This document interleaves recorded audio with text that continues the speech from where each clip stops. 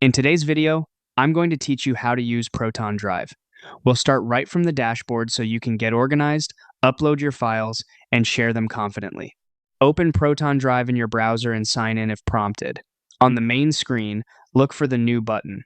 This is your hub for creating and adding content. Click it, then choose New Folder. Give your folder a clear, descriptive name so it's easy to find later, and click Create.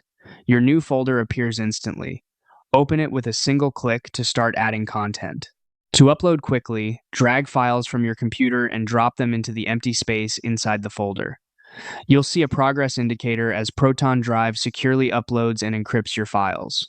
If you prefer menus, click the plus New button inside the folder. Choose Upload File, select the file from your computer, and click Open.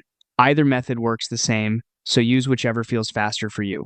When your file or folder is ready to share, select it and click the Share icon at the top. A sharing panel opens. Here, you can add people to collaborate by entering their addresses and setting the appropriate permissions. You'll also see a Who Has Access section, which is perfect for reviewing and adjusting access at any time to keep everything tidy and secure. If you need a link that anyone can use, head to the Public Links section in that same panel. Toggle link sharing on to activate it. Once it's active, click Copy Link and paste it into a message, document, or wherever you need to share it. Repeat this process for any additional files or folders you want to distribute. A few quick tips to keep things smooth. Name folders clearly so you can find what you need fast.